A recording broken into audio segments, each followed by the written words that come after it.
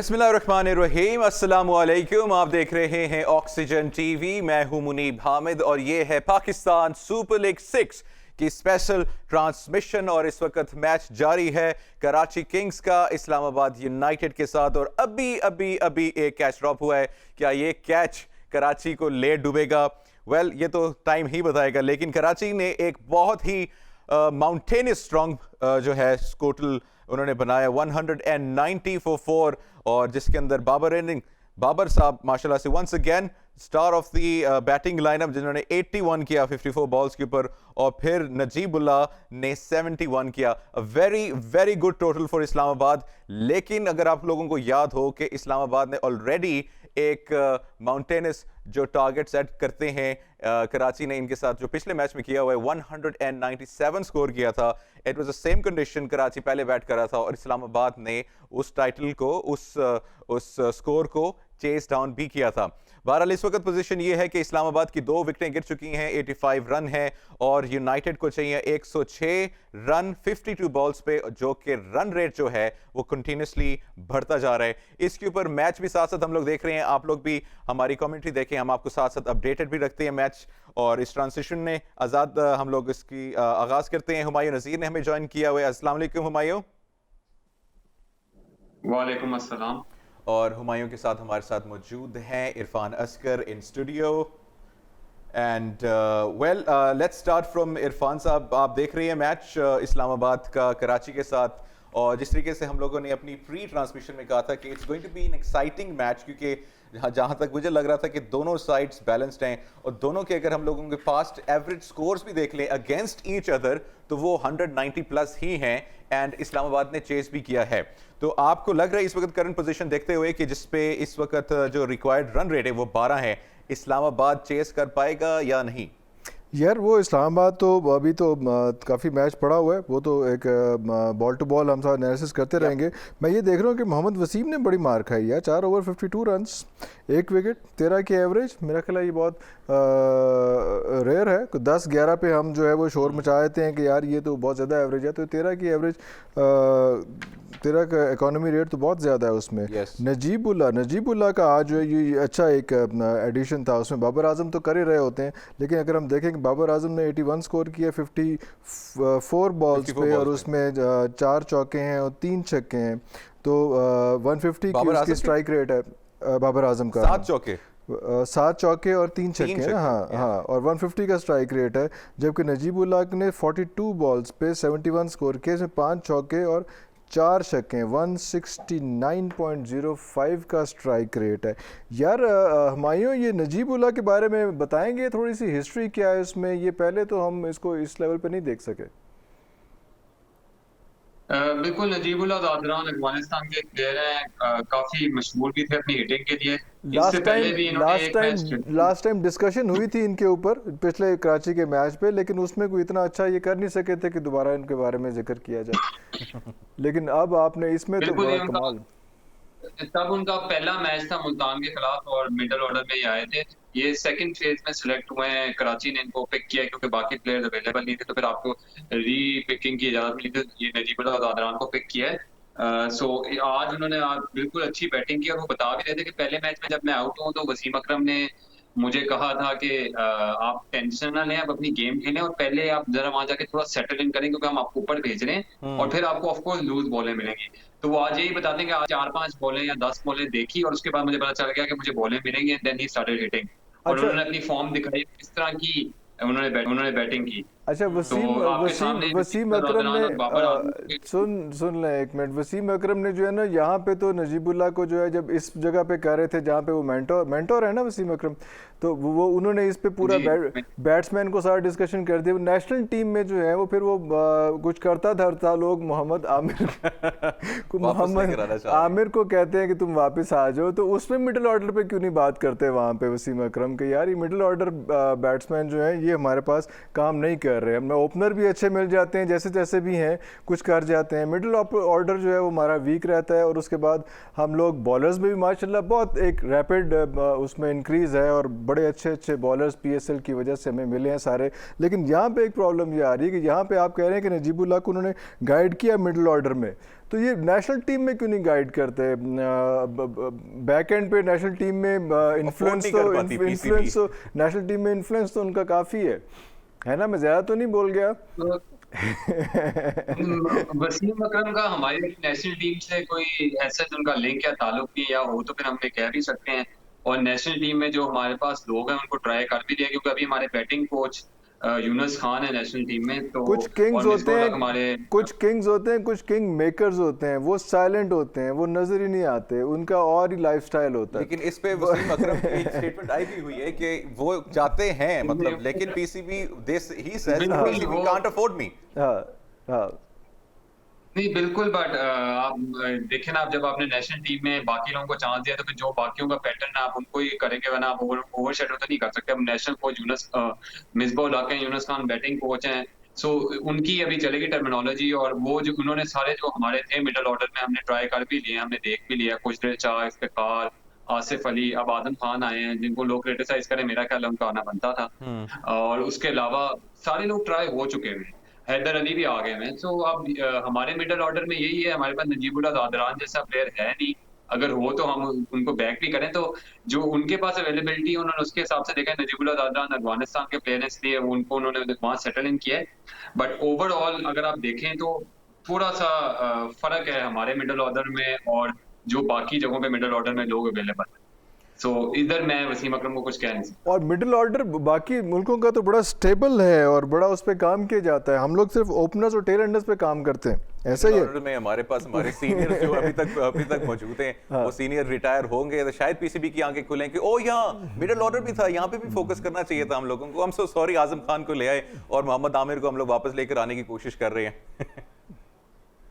देखिए बॉलिंग में तो हमारे पास बहुत अच्छे अच्छे ऑप्शन हैं भी। तो जब मैंने पहले भी जिक्र किया था आमिर के सिलसिले में कि अगर तो हमारे पास बहुत ज्यादा ऑप्शन ना हो तो फिर आमिर की जगह बनती है। अब शहीन अफरीदी आ गए हैं, हारिस रऊफ आ गए, हसन अली ने कम बैक कर लिया है, फहीम अशरफ है, ऑलराउंडिंग प्लेयर्स खेल रहे हैं। अब आप सारी जगहों पे फास्ट बॉलर्स तो नहीं खिला सकते। और यंग लॉट में आपने धानी यस, मैं वो आपने बात की उसमें, धानी, मोहम्मद वसीम, यस यस आपने इन सारों को डाल भी दिया है। हाँ, तो हाँ। और जो आपको पुराना लॉट था उसके अंदर आपने वहाब रियाज ने कम बैक करना है, वो भी बुरी बॉलिंग नहीं करा रहे। उसके बाद ऑफ कोर्स मोहम्मद आमिर हैं, फिर शिनवारी होते थे। तो बॉलर इनके तो इतने ऑप्शंस हैं कि मेरा नहीं ख्याल अब ये तो हर बंदे का अपना टैलेंट या अपनी रिक्वायरमेंट के हिसाब से वो बॉलर को लाएंगे, तो बॉलिंग में तो जगह बनाना बहुत मुश्किल है। मिडिल ऑर्डर में जैसे मैंने बात की है कि हमने सारे ऑप्शंस ट्राई कर लिए हैं। आजम खान ही एक था कि जो परफॉर्मर था जिसको अभी तक चांस नहीं मिला, बाकी सब आ गए। या तो क्वेश्चन होना कि एक बैट्समैन आपने ना ट्राई किया, सब कर लिया। यहाँ तक आगे आपने सरफराज को भी मिडिल ऑर्डर में ट्राई करना शुरू कर दिया वापस। सो इट्स अबाउट टाइम कि वहां पे मिडिल ऑर्डर में आजम खान ट्राई और उसको ना आए तो फिर हमारा जो दूसरा मोड है उसके अंदर हम वापस जाना शुरू हो जाएंगे इमाद वसीम के पास, या फिर हारिस सोहेल के पास, या फिर शुएब मलिक के पास, जिन्होंने अभी भी T20 में कम बैक करना है। सो अभी ये भी बड़ा एक क्वेश्चन मार्क चल रहा है कि यंग लॉट को देना है चांस या एक्सपीरियंस प्लेयर्स को देना है। सो अभी बड़ी चीजें चल रही हैं। वर्ल्ड कप से पहले ये सारा कुछ ट्राई हो जाए ताकि सारे क्वेश्चन मार्क्स खत्म हो जाएं और फिर ये डिबेट सही तरह आएगी कि किसको चांस मिलना चाहिए। वर्ल्ड कप डाउटफुल नहीं हो रहा कोरोना की वजह से, ये चीजें सेटल हो जाएंगी? सॉरी आपकी आवाज थोड़ी कम आ रही है। वर्ल्ड कप डाउटफुल नहीं हो रहा या चीजें सेटल हो जाएंगी तब तक कोरोना की वजह से? अभी तक तो सुनने में यही आ रहा है क्योंकि पीएसएल भी हो गई है यूएई में, फिर आईपीएल भी यूएई में हो रही है, तो वो यही सोच रहे हैं कि यूएई में ही वर्ल्ड कप कर लें क्योंकि ये सही जा रहा है। अभी तक और कोई प्रॉब्लमेटिक चीजें नजर नहीं आ रही। इंडिया से शिफ्ट कर रहे हैं यूएई में। सॉरी, इंडिया से शिफ्ट कर रहे हैं, मतलब द टूर्नामेंट जो वर्ल्ड कप का है टू यूएई। ऑब्वियसली इंडिया की तो बेचारों की हालत ही नहीं है कि वो इस वक्त मेरे ख्याल से वहाँ पे कोई भी इंटरनेशनल लेवल का टूर्नामेंट करवा सकें। और इसी के साथ मैं अपडेट करता हूँ नाजरीन को, 104 हो गए हैं इस्लामाबाद के, 2 विकेटें अभी तक हैं और उनको चाहिए 87 रन्स और 44 बॉल्स। और इस वक्त हम लोग अपनी डिस्कशन कर रहे हैं और इस वक्त बातचीत हो रही मेरे ख्याल से यूएई के ऊपर, जो वर्ल्ड कप की बात जो इरफान साहब ने की है, तो दैट इज कि मेरे ख्याल से जो वर्ल्ड कप शिफ्ट कर रहे हैं इनटू यूएई। ऑब्वियसली जो इंडिया में हालात हैं कोरोना की वजह से, उसकी वजह से मेरे ख्याल से वहां पे शिफ्ट हो रहे हैं। Is that true Humayun? बिल्कुल जी, इंडिया ने तो इस बात से अभी भी उनके पास थोड़ा टाइम है, 1-2 हफ्तों का, कि वो डिसाइड करेंगे। पर उन्होंने अपनी आईपीएल शिफ्ट कर ली, उससे रीजन यही नजर आया कि अगर उन्होंने आईपीएल शिफ्ट किया तो फिर वो वर्ल्ड कप इस साल नहीं करा पाएंगे। हालात की वजह से, और इसलिए यूएई को ही देखा जा रहा है, या फिर कुछ ऑप्शन थे श्रीलंका या फिर बांग्लादेश के, बट अभी वो इतने नहीं यूएई की तरफ हैं। और ये भी एक मेजर रीजन है जो अभी हमारी टीम सिलेक्शन हुई है वेस्ट इंडीज और इंग्लैंड के दौरे के लिए, उसके अंदर यूएई की कंडीशंस को ही मद्देनजर रख के हमने सिलेक्शन किया है कि हम यूएई में जो हमारे ज्यादा सक्सेसफुल लोग थे, इसी वजह से इमाद वसीम ने भी कम बैक में, और आज आपको इन्होंने ज्यादा स्पिनिंग ऑप्शन भी आज इस्लामाबाद ने एक चेंज की थी और उस पेशावर ने एक चेंज की थी, आकिफ जावेद को लेके आए थे और उसका अच्छा उसने किया, 4 ओवर में 31 रन और 1 विकेट, 7.7 का स्ट्राइक उसका इस्लामाबाद इकोनॉमी यूनाइटेड। रेट था। वो उसके बारे में आप क्या कहेंगे? Islamabad United, sorry sorry Irfan साहब, मुझे आपकी आवाज बिल्कुल नहीं आ रही। आकिफ जावेद के बारे में, अच्छा आज उसने अच्छी बॉलिंग कराई है, उसके बारे में क्या कहेंगे आप? आकिफ जावेद, हाँ, अरशद इकबाल ने अच्छी बॉलिंग कराई है, और आप हम इन पिचों में देख भी रहे हैं कि आकिफ जावेद, बहुत बड़ा ट्रेंड। आकिफ जावेद, आकिफ जावेद।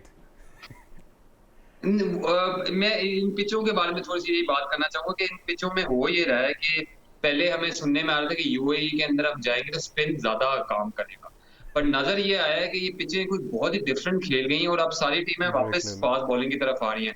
मुल्तान तो ऑलराइट शुरू से ही आकिफ, 4 इसके ऊपर हम लोग बात कंटिन्यू करेंगे। हुमायूं आपके साथ, और अभी जो लेटेस्ट सिचुएशन है वो ये है कि 111 हो गए हैं इस्लामाबाद के, 2 खिलाड़ी आउट हैं, 80 रन चाहिए इस्लामाबाद को 42 बॉल्स के ऊपर, और हम यहीं से अपनी डिस्कशन को आगे बढ़ाएंगे।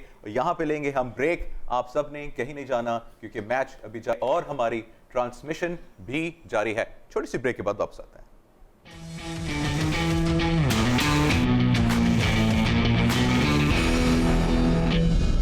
वेलकम बैक जी, आप देख रहे हो ऑक्सीजन टीवी, मैं मुनीब हामिद। ये है PSL 6 की स्पेशल ट्रांसमिशन। कराची का मुकाबला इस्लामाबाद के साथ जारी है और इस्लामाबाद इस वक्त 121 for the loss of 2 wickets. Islamabad को चाहिए 70 रन 40 बॉल्स पे, जो कि रिक्वायर्ड रन रेट है वो कुछ कम आया क्योंकि अभी कुछ छक्के और चौके लगे हैं और कुछ देर पहले कैच भी ड्रॉप हुआ था। बहरहाल ब्रेक पे जाने से पहले इरफान साहब ने एक क्वेश्चन किया था, एक जो नई एंट्री हुई थी ऑब्वियसली जो चेंज थी इस्लामाबाद यूनाइटेड की टीम के अंदर, जिन्होंने बॉलिंग में बड़ा जबरदस्त किया था, और उसके ऊपर भी हम जाएंगे हुमायूं को। लेकिन सबसे पहले वेलकम करते हैं अशर जैदी भाई को इन द प्रोग्राम। अशर भाई अस्सलाम वालेकुम। वालेकुम अस्सलाम, खैरियत से आप सब लोग? अल्हम्दुलिल्लाह रब्बिल आलमीन। बिजली भी आ रही है, कैसे ये बताइए? बिजली भी आ रही आने लगा था इसके ऊपर। बिजली भी आ रही है, आज भी कराची का मैच है। भाई अशर भाई सलाम कह रहे हैं। हमायूं भाई बड़ा मिस कर रहा था, मैं आ जाऊं जरा। हमायूं आज बड़ी प्यारी शर्ट पहन कर आया आपके लिए। हमायूं अशर भाई सलाम कह रहे हैं और हमायूं अशर भाई कह रहे हैं सलाम है आपको। उन्होंने आशीर्वाद दे दिया अशर भाई आपको। मैं अशर भाई से एक सवाल कर सकता हूँ मैं? Yes please please please. तैयारी करके आया ये मेरे ख्याल में। नहीं अशर भाई, आज वो जरा हम देख रहे थे, याद है हमारा पहले भी थोड़ा सा कीपिंग पे डिबेट चल रही थी, और आज हम देख रहे हैं कि इस्लामाबाद को कीपिंग के दोबारा प्रॉब्लम आ रहे हैं। लूक रोंकी के बाद उन्होंने पाकिस्तान के, आपको पता ही, नजीर को चांस दिया, आज उन्हें भी बिठा के खिलाफ अहमद को चांस दे दिया। तो जैसे हम बात नहीं करते कि पाकिस्तान में यंग टैलेंटेड कीपर्स कितने अवेलेबल हैं। लाहौर की टीम में बेन डांग खेल रहे हैं, कराची की टीम में चैडरिक होल्टन खेल रहे हैं, और अब इस्लामाबाद की टीम में भी जो पाकिस्तानी कीपर है वो भी उनसे तंग आ गए। उन्होंने उससे पहले फिल सॉल्ट को चांस दी थी।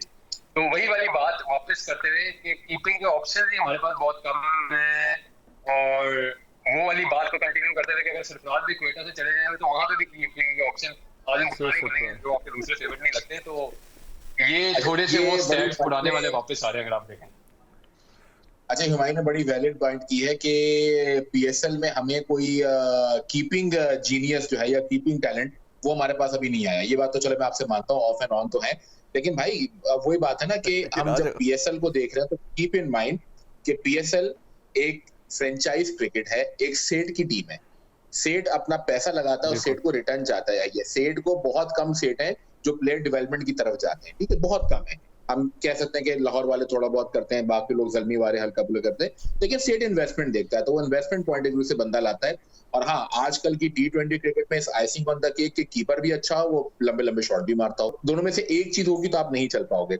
लेकिन ये कहना कि यार डोमेस्टिक में लड़के नहीं है ये जरा थोड़े से तकलीफ दे बात अच्छा, होगी। 69 पे मनरो आउट हो गए हैं, ये थोड़ा सा टर्निंग पॉइंट आ गया। सॉरी मैं बात काट रहा हूँ क्योंकि साथ साथ मैच भी चल रहा है, तो ये भी देखते जाएं उसमें। खैर कंटिन्यू।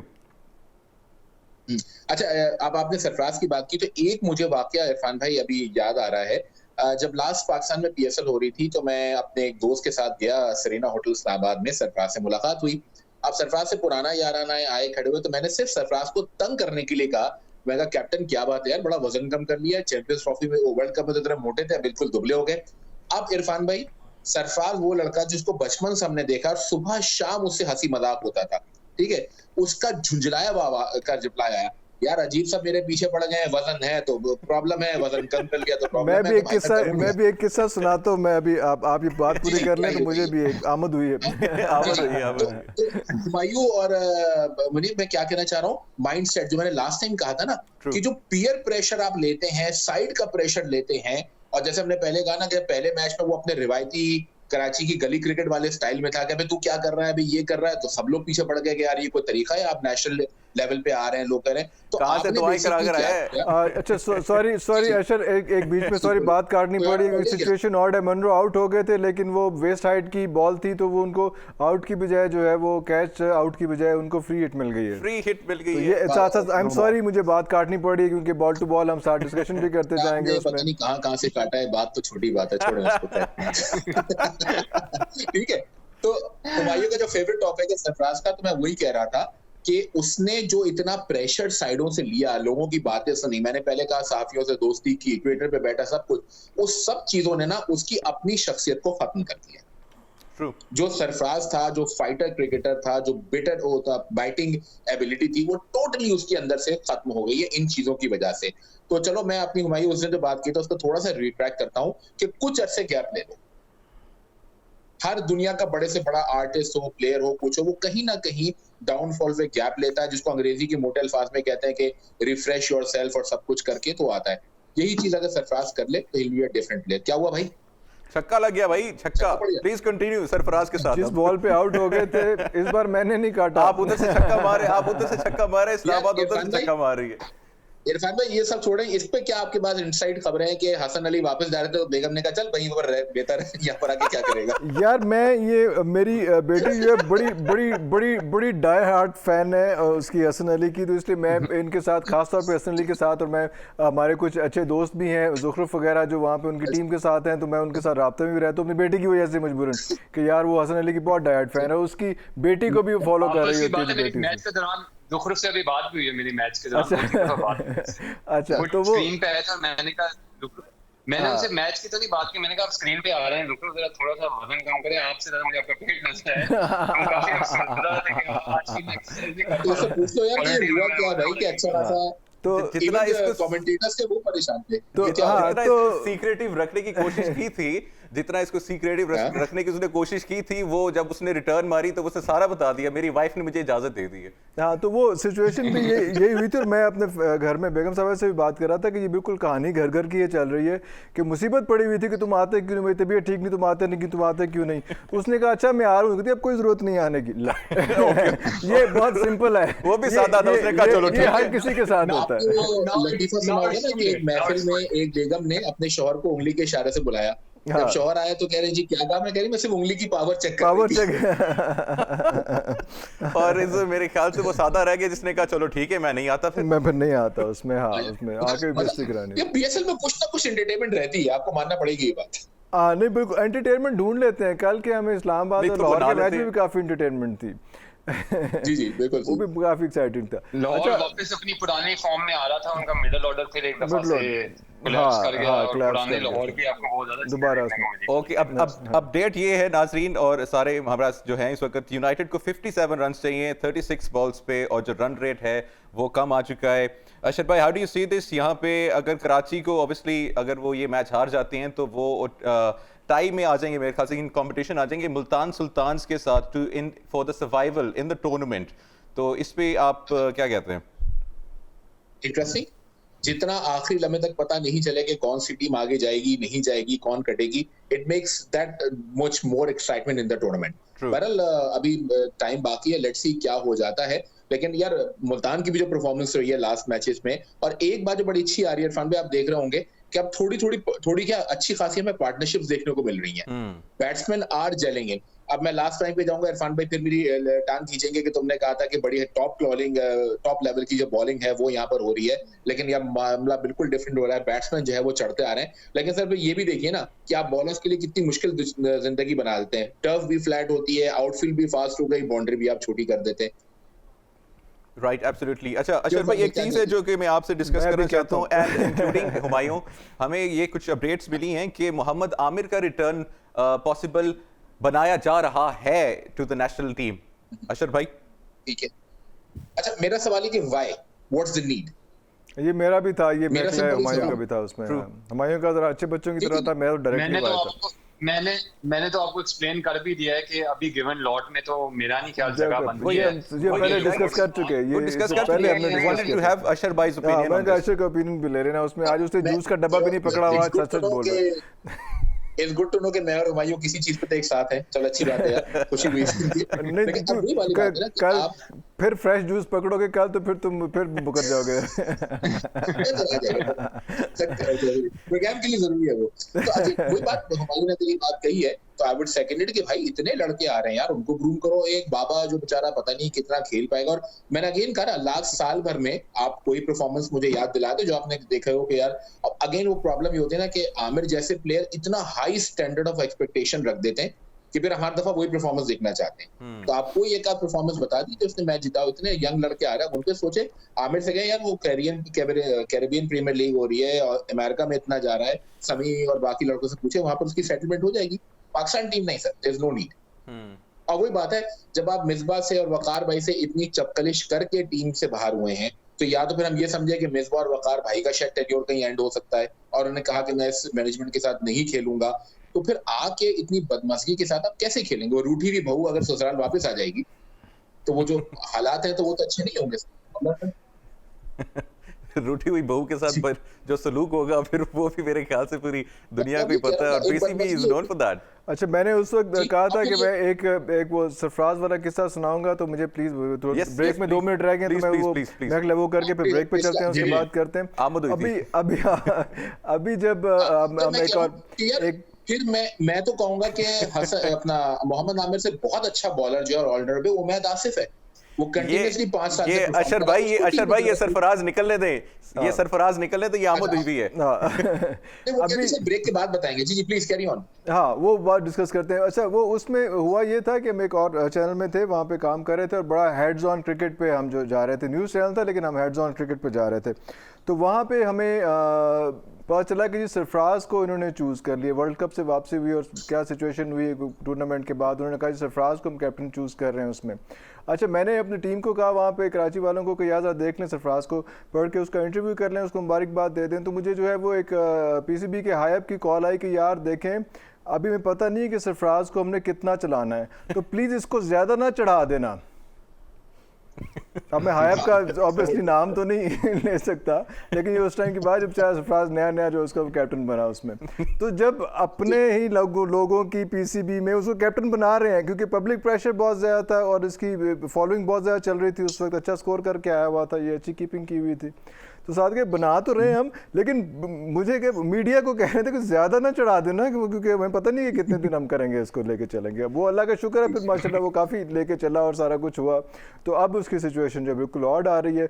मैं ब्रेक का टाइम हो रहा है या क्या उसमें, उसके बाद आके फिर धुआंधार बातें करते हैं कि मैच काफ़ी इंटरेस्टिंग होता जा रहा है।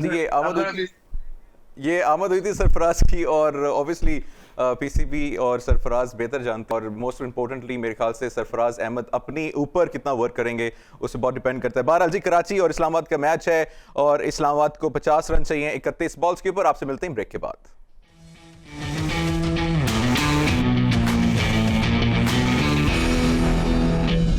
वेलकम बैक जी, आप देख रहे हो ऑक्सीजन टीवी, मैं हूं मुनीब हामिद। ये PSL 6 की ट्रांसमिशन। कराची का मुकाबला इस्लामाबाद से जारी है और अभी कुछ लम्हों पहले इफ्तिखार अहमद का ड्रॉप किया है catch. Can this catch been the win be the win for Islamabad? मेरे ख्याल से ये भी कहना जायज़ नहीं होगा, कह भी सकते हैं। वेल, 43 रन चाहिए 26 बॉल्स के ऊपर, और ब्रेक के दौरान हम लोगों की बड़ी ज़बरदस्त और इंटरेस्टिंग गुफ्तगू चल रही थी प्लेयर्स की एज को लेके लेकिन प्लेयर्स की एज के ऊपर मैं डिस्कशन करूंगा, लेकिन मेरे ख्याल से अशर भाई खामोश थे और वो इंतजार कर रहे थे कि ये लोग लाइव हों, तो फिर मैं मोहम्मद आमिर के ऊपर आऊंगा क्योंकि उसके ऊपर बड़ी इंटरेस्टिंग गुफ्तगू हो रही थी और लड़ाई भी हुई ना उसके बाद, उससे पहले वहाँ पे, तो वहीं से हम कंटिन्यू करते हैं। जिस तरीके से घुटने में बैठ के शॉट मारे थे और हुमायूं कह रहा था नहीं बहुत अच्छा बॉलर है, और हम रिपीटेडली कह रहे थे हम सिर्फ उस शॉट की बात कर रहे हैं, उस शॉट की बात कर रहे हैं। मैंने और अभी गलत कोट करे, मैंने कहा इस स्टेज पे बड़ी अच्छी बॉलिंग रही है, 3 ओवरों में 20 रन, और आप उससे एनालिस्ट पूछेंगे। और अभी जो इफ्तिखार ने छक्का मारा है उसके बाद कराची को वैसे ही सरेंडर कर देना चाहिए। नहीं हुमायूं हम कह रहे हैं Mohammad Amir is a wonderful talent और पाकिस्तान टीम में भी वापस आना चाहिए। क्या हुआ अगर उसकी पीसीबी के साथ फटे हैं मैनेजमेंट? वो मैंने कभी नहीं कहा, अभी मैं कह रहा हूं, मैंने कभी नहीं कहा। कैप्टन बनाओ पीएसएल तक ये तो मैं कह रहा हूं, मैंने ये नहीं किया, आपने कहा ये। अच्छा यार अच्छा बॉलर है। आप उसकी हाइलाइट्स देखें तो आपको पता चलेगा अच्छा बॉलर है। करंट मैच की बात मैं नहीं कर सकता, हाइलाइट्स में तो बहुत जबरदस्त होता है यार, मैं भी बड़ा फैन हूँ उसका। वो जो कोहली को उसने बॉलिंग कराई थी, मजा आया था देख के। नहीं वो ऑब्वियसली वही ओवर सामने रख के तो पीसीबी कह रही है कि हम इसको वापस लेकर आते हैं क्योंकि आगे वर्ल्ड कप भी आ रहा है, और वर्ल्ड कप आ रहा है तो ऑब्वियसली इंडिया के साथ मैच भी होगा। अच्छा, उन्होंने अभी देखा है वो कोहली वाला? शायद यार ये इफ्तिखार को जो है वो बिल्कुल सियासतदान बन गया, इफ्तिखार जो बिल्कुल सियासतदान बन गया और वो कह रहा है कि रोक सको तो रोक लो। दोबारा जगह बन और आप लोगों का फेवरेट आजम खान बाहर हो जाए। मेरा फेवरेट नहीं, इरफान साहब का फेवरेट आजम खान, इरफान साहब का फेवरेट है Asif Khan. On the given situation yes, पहले इनकी फॉर्म बहुत बुरी थी यार। मुझे मेरा वाकई फेवरेट है क्योंकि मुझे एज अ प्रोफेशनल जो है वो मुझे बड़ा हेल्प आउट करता है क्योंकि lot of substance to talk about इसमें। बाकी जहाँ देखो मुझे बहुत मवाद मिलता है, जहाँ देखो टॉपिक मिल जाता है। सिंपल, तो मेरा फेवरेट है। की सिचुएशन में एक छोटी सी मैं बात करना चाहूंगा, फिर आप असल भाई का भी कमेंट लेना कि इफ्तिखार के साथ थोड़ी जो ज्यादती हुई थी वो ये हुई थी कि उनकी T20 परफॉर्मेंसेस में उनको वनडे से भी बाहर कर दिया गया। वनडे में अभी भी उनकी मिडिल ऑर्डर में जगह बनती है, वो वनडे के अभी भी अच्छे प्लेयर थे और उनको ज्यादा रन मिला भी नहीं और उनकी परफॉर्मेंसेस भी थी वनडे में, क्योंकि बॉलिंग भी कर लेते हैं। सो इस लॉट के बाद, इस परफॉर्मेंसेस के बाद और उनकी जो थोड़ी फॉर्म वापस है, I think he should be reconsidered for one day क्योंकि मिडिल ऑर्डर में उनकी जरूरत है। ओके ठीक है, अशर भाई खामोशी से सारी गुफ्तगू सुन रहे हैं, सब चीजों के ऊपर कमेंट कर दें। मुझे पता है आपके पास बहुत सारी बातें स्टोर हैं। हो गई इकट्ठी Ashar, and here you go. Iftikhar भाई हमारे बुजुर्ग हैं, बड़े हैं, टीम के सबसे बड़े, बल्कि पूरे पीएसएल के सबसे सीनियर आदमी, तो अदब से नाम लेना चाहिए। बुजुर्गों को वैसे ही एहतराम करना चाहिए, वो सिखाया जाता है। अरे यार हुमायूं सारे मैचेस, तो कितने मैचेस खिला दिए यार, मतलब इतनी लक अगर मैंने किसी की देखी तो सिर्फ हैदर अली की देखी और किसी की नहीं देखी कि इतने चांस मिल जाए और फिर भी आप चलते रहें और आप कहीं ना कहीं 2 मैचेस में परफॉर्म करते हैं और फिर आप कहें कि इस तरह तो फिर टीम से कोई ना कोई ड्रॉप ही ना हो ना भाई। I think these are fun few players who have had their enough run. आपको थोड़ा मैं कट करूं, इफ्तिखार का हैदर अली से या आसिफ अली से। I love this no joke between Humayun and Ashar bhai. I just love it. मैंने सिर्फ चांसेस कितने मिले हैं, मैं खाली छोटी सी बात कर रहा हूं, चांसेस तो मिले हैं पर उनका कंपैरिजन इसलिए भी नहीं क्योंकि इफ्तिखार बॉलिंग ऑप्शन भी आपके पास कभी-कभार आके ना मिडिल ऑर्डर ओवर 4-5 ओवर्स भी करा लेते थे। उसमें से आपके साथ बात करें ना, अच्छा एक-एक करके बोलते हैं, एक-एक करके बोलते हैं ताकि हमारी आवाम को भी समझ में आए कि ये हो क्या रहा है ऑक्सीजन के ऊपर। एक-एक करके बोलते हैं। अशर भाई योर टर्न, फिर हुमायूं आपकी बारी आएगी, आप नोट कर लो। मैं ये कह रहा हूँ मैं और इरफान भी सर पुरानी जनरेशन के लोग हैं, हम लोग ना स्ट्राइक रेट और ये स्टैट्स पे इतना ज्यादा जो है हमारी गिरफ्त नहीं है।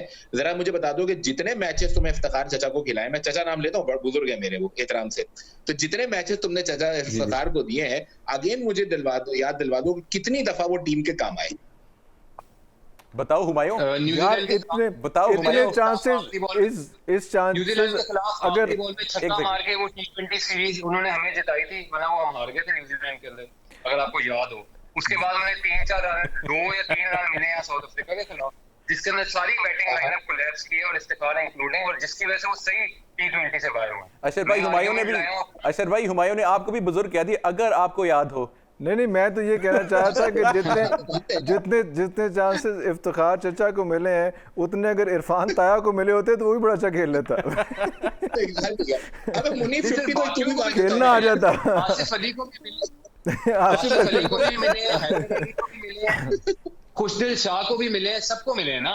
मैं यही तो कह रहा हूँ, या तो उन्होंने किसी की जगह ले ली हो और चौधरी इन्होंने जी बहुत एक्स्ट्राऑर्डिनरी टैलेंट वाले बैठा था, इफ्तिखार अहमद ने और- उनकी जगह ले ली। मैं कह रहा हूं इस स्लॉट में ही वाज द वन अभी तो मुझे और अभी अगेन अपनी अपनी बारी पे बोलते हैं, अभी खिचड़ी बन जाती है। अभी इतने ही चांसेस जो है ना वो आजम खान को भी मिलने हैं। मैं ये कहने वाला था कि अभी इतनी चांसेस आजम में। अशर भाई ओके ठीक है, माइक अशर भाई के पास है। 2 टीमें भेजनी पड़ेगी, एक से काम नहीं बनेगा। यार मुझे इस वक्त प्लीज, मैं इस वक्त खैर हंसी मजाक अपनी जगह, मजे की डिस्कशन हो रही है, ये तो चलती रहेगी। मुझे इस वक्त जो अशर आप ये बताओ कि अभी इतना कोई बुरी सिचुएशन नहीं है, लेकिन जो कराची है वो बॉडी लैंग्वेज से हार गई हुई है। अभी जो कैच ड्रॉप हुआ है इफ्तिखार का, वो एक्चुअली कैच ड्रॉप नहीं था, वो मिस था, वो डेस्परेट अटेम्प्ट थी, बहुत दूर था और उसने जंप भी किया लेकिन फिर भी बॉल बहुत दूर था उसमें। तो वो कैच हम इस टर्म में मिस किया होता है, वो ड्रॉप तो है जो हाथ पे लग के गिरे। अगर जो कैच मिस हुआ है तो वो उस पे इतना डिप्रेशन, बैठ के दाढ़ी ठीक कर रहे हैं, एक उधर बैठ गया एक उधर बैठ गया, डग आउट वाले हो गए। यार कैच मिस हुआ है, ड्रॉप नहीं हुआ। कराची में प्रेशर बहुत है। मेरे ध्यान में आते हैं, मैं कोई बहुत बड़ा क्या कोई ढंग का भी प्लेयर नहीं था, 2 पॉइंट्स मेरे सामने आते हैं। नंबर 1 तो हो गया फ्रेंचाइज क्रिकेट का प्रेशर कि यार 1 महीने के अंदर उतना पैसा मिल जाता है जो पूरा साल खेलने के नहीं मिलता, वो टीम से बाहर ना हो जाए। दूसरा बड़ा अहम पॉइंट जो मैं आपको हाईलाइट करूंगा, यूनुस भाई से एक दफा बात हुई, यूनुस खान से, इंग्लैंड के खिलाफ सीरीज थी, यूनुस भाई ने बड़ा अच्छा क्लोज मैच जो है वो जितवा दिया। तो जाके यूनुस भाई से पूछा कि यूनुस भाई कि यार बड़ा क्लोज मैच था, सारी टीमें हार रही थी, आप खड़े गए, आपने जिता दिया, कोई प्रेशर फील नहीं हुआ? मुस्कुराते हुए कहा कोई पहली दफा थोड़ी हुआ है। तो वो जो जुमला क्या था कि वो डोमेस्टिक के 8, 10, 12 साल जो रगड़ा खा के आए ना, उसने उनको कुंदन बना दिया। ट्रू। वो जो आप कहते हैं कि मैच प्रेशर नहीं हो रहा या बॉडी लैंग्वेज नजर, ये सारी उस वक्त होती है जब आप उस तरह के मराइल से बार बार गुजर के नहीं आते। पीएसएल ने माशाल्लाह, हुमायूं मुझसे ज्यादा जानते होंगे, पीएसएल ने बहुत सारे लड़कों को अचानक फेम भी दे दिया, अचानक क्रिकेटर भी बना दिया, अचानक स्टार भी बना दिया, वो उस ग्राइंड से गुजरे नहीं। तो यही बात होती है कि जब आप अच्छे प्लेयर को, उसी वक्त खान साहब कहते हैं ना कि अच्छा प्लेयर वही है, मैं उसको मानता हूं जो क्रूशियल वक्त में खेले। अबे भाई 20 ओवर का मैच है, सुबह शाम तुम इसी तरह के मैचेस खेलते हो, तुम्हारी रोजी रोटी है ये। अब इरफान भाई, अब मैं जिस जमाने में हम लोग एंकरिंग करते थे, अगर ये मुझसे कह दे कि अशर 15 मिनट बाद तुम्हें लाइव जाना है, तुम्हें शो करना है, तो I have to be ready for it. ये मेरी ब्रेड एंड बटर है, मुझे इसका पैसा मिलता है, मैं सुबह शाम ये काम करता हूँ। तो ये ग्राउंड में जाके एक बैट्समैन मार रहा है तो पहली दफा तो नहीं मार रहा ना भाई, हर दफा पिटाई होती है। तो you have to be ready for it. और रेडी होने का तरीका क्या है? डोमेस्टिक का पसीना, जो कि हमारे लड़के बहाते नहीं। और आजम खान की बेस्ट एग्जांपल आपके सामने टीम में ले। ब्यूटीफुल। एग्जैक्ट। और ये बहुत मतलब इसमें बहुत इंपॉर्टेंट पॉइंट ये भी है कि मुझे हमेशा से ये एक तनकीद और मुझे अफसोस भी रहा है कि ऑब्वियसली इस वक्त की जो पाकिस्तान की नेशनल टीम है उसकी मेजर जितनी भी सिलेक्शन हो रही है वो is based on Pakistan super league. और पाकिस्तान सुपर लीग की भी एक तरफा परफॉर्मेंसेस। फॉर एग्जांपल एक मैच में किसी ने अच्छा खेल दिया और सोशल मीडिया से उसको फेम मिल गया और वो हाईलाइट हो गया, तो what we do, PCB does is कि उसको फिर वो सिलेक्ट कर देता है और फिर वो वहां जाके फेल हो जाता है। इस बात को तुम ज्यादा फॉरवर्ड कर सकोगे, तुम तो बहुत ज्यादा डोमेस्टिक कवर कर रहे हो। सहाफियों और प्लेयर ऑफिशियल के अलावा डोमेस्टिक मैच में कितने लोग मैच देखने आए होते हैं? मेरे से सवाल हुमायूं आप ही हो। बिल्कुल, ये हमने ऐसा सवाल किया है। अभी तो कोविड सिचुएशन में तो बहुत ही कम लोग आ रहे थे। पहले तो मोर और लेस सारे टूर्नामेंट में नहीं तो टूर्नामेंट के मिड में आपकी जो सिलेक्शन कमेटी के मेंबर्स हैं वो आते थे, सिलेक्शन कमेटी के कोई बंदे आए वो आते थे। बट अभी गिवन लॉट कोविड की वजह से लोग आते हैं टीवी पे ज्यादा देख रहे हैं, ऑफिशियल्स आके वहां पे कम देख कवर ज्यादा। तो यार कोविड ने तो 1-1.5 सीजन स्टार्ट किया ना, उससे पहले चले जाओ। कोविड से पहले की सिचुएशन, हुमायूं कोविड से पहले की सिचुएशन, क्योंकि ये जो इस वक्त सिचुएशन है ये तो परसिस्टेंट है। कोविड से हाँ, जब अभी वाली सिलेक्शन कमेटी का टाइम तो खैर मैं बाहर था, पर उससे पहले मैं जब 2000 मैंने 14 से बल्कि 13 से लेके 18 तक कवर किया डोमेस्टिक, ऑलमोस्ट सारे मैच ही कवर किया मैंने। तब मैं उस टाइम के बता रहा हूँ कि उस टाइम के जो सिलेक्टर्स होते थे उनमें से जरूर एक सिलेक्शन कमेटी का चेयरमैन या उनके कोई मेंबर जरूर मैच के दौरान बैठा होता था। मुझे तो हमेशा नजर आया क्योंकि मैंने ग्राउंड में कवर किया। एक आधा ऑफिसर जरूर होता था क्योंकि उनका होना वहाँ जरूरी होता भी है, क्योंकि आपने बाद में जाके रिपोर्ट बना के देनी होती है अपने ऑफिशियल्स को। एक बंदा जरूर बैठा होता। मेरा सिर्फ कहने का मतलब ये था कि बाकी साल भर जो प्लेयर्स काम कर रहे हैं वो तो किसी की नजर में आता ही नहीं। मेरा सिर्फ कहने का मतलब ये था और बात बिल्कुल सही है कि आप पीएसएल के लेवल पे आप लड़के पिक करते हो। ये हमारी गुड लक रही कि वो लड़के माशाल्लाह इतने अच्छे होते थे कि वो कहीं ना कहीं ऑफ एंड ऑन परफॉर्म करते और पाकिस्तान की T20 सर मैं यहाँ पे सॉरी करेक्ट करना चाहूंगा इस मामले में, क्योंकि मैंने कवर की है, मुझे पता है तो मैं बता रहा हूँ। एक मेंबर सिलेक्शन कमेटी के, क्योंकि आपको पता है पूरी कमेटी बनी होती है और उसका एक चेयरमैन होता है, बाकी उसके 4 सिलेक्टिंग कमेटी के मेंबर्स होते हैं। मैच एक टाइम पे 3 ग्राउंड में हो रहे होते थे, एक मेंबर एक ग्राउंड में जरूर बैठा होता है। It's officially he has to be there, वहां ना हो तो उनके खिलाफ कॉल अप होती है। तो बंदे जरूर बैठे होते हैं ना, रिपोर्ट बनानी होती है। तो पूरे थ्रू आउट जो ये जो मैचेस हो रहे होते हैं वहाँ एक ऑफिशियल जरूर होता है सिलेक्शन कमेटी का। इट्स अ रूल, वरना हो ही नहीं सकता। सवाल यहाँ पर ये आता है, देखते जरूर है। लड़का जो एक आम तासुर अब बन गया है वो ये है कि आप सिलेक्टर कमेटी के मेंबर सब होते हैं जगह, लेकिन एक लड़का जो पूरे साल परफॉर्म करता है वो नजरअंदाज होता है। जो आदमी पीएसएल के 2 मैचेस खेल लेता है उसको टीम में टिकट मिल जाता है। ये एक आम तासुर बन गया है। ये आपका बात सही है, पर ये क्वेश्चन हो रहा है किस टीम में, T20 में, वनडे में या टेस्ट में? अच्छा, ये डिबेट हम दोबारा कर लेंगे। वो भी बात हुई उसमें जिस प्रकार डोमेस्टिक का पसीना जो है वो बहाया, जिन लोगों ने डोमेस्टिक का पसीना बहाया था वो हुमायूं आप उसको कवर भी करते रहे, जाके एज अ प्रोड्यूसर भी कवर करते रहे। उनका पसीना अभी भी बह रहा है, और जिनका पसीना नहीं बहा वो जो है वो अच्छे मैचेस खेल रहे हैं, वो कवर भी कर रहे हैं उसमें। लेकिन इस वक्त सिचुएशन जो है वो बिल्कुल पूरी की पूरी इस्लामाबाद की गोद में जा चुकी है। 14 स्कोर है और इफ्तिखार जो है वो बिल्कुल हमारे लीडर्स की तरह कह रहा है कि रोक सको तो रोक लो। और खराब कर दी। वो चाचा है, ताया है, बड़ा भाई है, जो भी है, लेकिन ये इस्लामाबाद को लीड कर रहे हैं। अनस्टॉपेबल। हाँ जी, वो जिम कैरी भी कहता है ना, somebody stop me मास्क में, तो वो उस किस्म की सिचुएशन है। उस किस्म की सिचुएशन। 13 बॉलों पे 13 रन रह गया, 13 बॉल पे 13 रन। और एक क्वेश्चन है हुमायूं से आपसे पूछना चाह रहा हूँ कि हमने देखा है इस वक्त ऑब्वियसली जिस तरीके से आजम खान की सिलेक्शन हुई है, कमिंग बैक टू इरफान साहब best and favourite player Azam Khan, तो आजम खान ने कितनी डोमेस्टिक खेली है और कितना how much has he gone through the grind to reach the national level? Sir domestic तो उसने कोई 2.5 साल खेली है, पीएसएल में वो पिछले 3 साल से है। 2.5 साल में अब डोमेस्टिक की बात हो रही है, वो T20 में सिलेक्ट हुए तो उन्होंने ज्यादा T20 खेली है, पर उन्होंने फर्स्ट क्लास और अर्ली स्टेज के मैचेस भी खेले, पर वो T20 में है। उनका क्वेश्चन मार्क तब आएगा अगर आपने ओडीआई की बात की, और वही वाली बात कि T20 में उन्होंने परफॉर्मेंसेस दी हैं 1.5 साल अपने सीजन में, तो तब भी उनको सिलेक्शन मिली है जब बाकी जगह खुली हैं। और जो डोमेस्टिक के पसीने की बात हो रही है, तो इमरान भट्ट ने डोमेस्टिक के अंदर परफॉर्मेंसेस दी, तो वो पाकिस्तान के ओपनिंग स्लॉट में पीएसएल में नहीं है, इमरान टेस्ट में खेल रहे हैं। डोमेस्टिक ज्यादा आपके टेस्ट की तरफ अकाउंट होती है, तो पीएसएल एक स्प्लैशिंग ब्रांड है, और जैसे पता है ये एक बिजनेस है, और जो फ्रेंचाइज ओनर है उसको एज अ बिजनेस लेते हैं। जो बंदा ज्यादा शोर में चाह रहा होता है उसको ही ले लेते हैं, क्योंकि उन्होंने पैसे कमाने में मार्केट करनी है, उन्होंने इन्वेस्टमेंट की है। Right Humayun, we have your point। Humayun, we have your point। हमारे पास मेरे ख्याल से सिर्फ 1.5 मिनट रह गया है, तो अशर भाई क्लोजिंग रिमार्क्स। सॉरी यार, अब तो बस अगर ये इस्लामाबाद मैच जीत जाता है तो फिर मेरे ख्याल में बॉटम पे क्वेटा के साथ कोई और टीम कौन निकलती है, ये कंपटीशन अब ज्यादा टफ हो जाएगा। तो उसमें मेरे ख्याल से जो नेट रन रेट के ऊपर कंपटीशन आ जाएगा between Karachi Kings and Multan Sultans, बिल्कुल आएगा। तो उन दोनों के अगले मैचेस में जो होंगे मेरे ख्याल में they will come out more venomous और करेंगे। तो I think it's good for television, it's good for fans के और अच्छे मुकाबले देखने को मिलेंगे। आमिर का आखिरी ओवर है और इस वक्त तो मनरो सामने है, लेकिन इफ्तिखार भी सामने आएगा। पता नहीं उस वक्त तक मैं हम नहीं कंटिन्यू कर रहे होंगे प्रोग्राम उसमें। हाँ, लेकिन ये इंटरेस्टिंग 12 बॉलों पे 12 स्कोर में। अच्छा बोले शुभ बोले अशर भाई, कराची में लाइट गई हुई है। कराची में फिर तो उसकी सिलेक्शन पक्की हो जाएगी ना। इस मैच के बाद कराची में अशर आप कराची में रहे हो बहुत ज्यादा, मैं भी रहा हूँ।